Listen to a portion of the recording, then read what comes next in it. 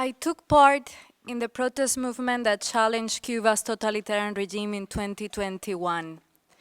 That year, I spent most of the time held under house arrest, closely monitored inside a bog flat that effectively became into prison. The Cuban state security aimed to break me by scrutinizing every aspect of my life, using surveillance as a weapon. This is familiar to many in the countries of the former Soviet Union. The same techniques used by the Stasi and the KGB still working to spread fear and control. After the collapse of the Soviet Union, Cuba became its keeper in Latin America and spread totalitarian technique states throughout countries like Venezuela, Nicaragua, and Bolivia. July 11th protests mark a departing point in our history from the predicament of the communist ruling. Hundreds of thousands took the streets to the chants of freedom, and the regime responded with a violent crackdown. Thousands were put into prison, facing long condemns, with no fair trial or due process. Many others were forced into exile.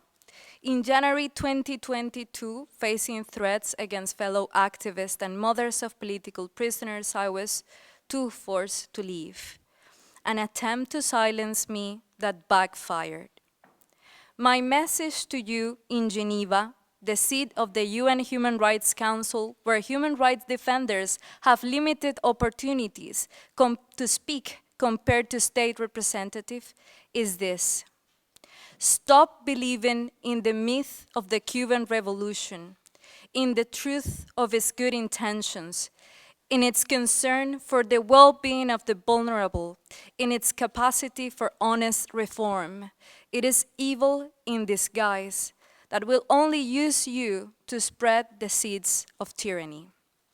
Last week, Miguel Díaz-Canel celebrated Victory Day in Moscow alongside Putin, endorsing the war against Ukraine.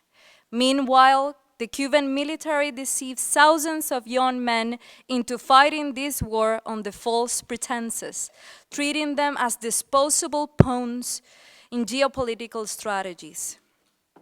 I want to be very clear.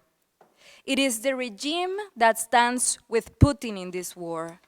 The oppressed people of Cuba fighting against tyranny stand with Ukraine. And since Díaz-Canel sent to Putin his very best, I want to wish Ukraine every success and the final victory. My call to action to you is to end hypocrisy and double standards inside international bodies. There should be no seat in the UN Human Rights Council for the most strategic ally of Putin in Latin America.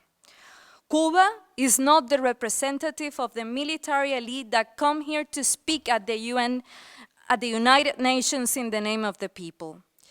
Cuba is its political prisoners, the exiled ones, the brave mothers fighting to put food on the table, the young ones dreaming of a better future, and the many who live in fear, but in whose hearts freedom has started to bloom. Thank you.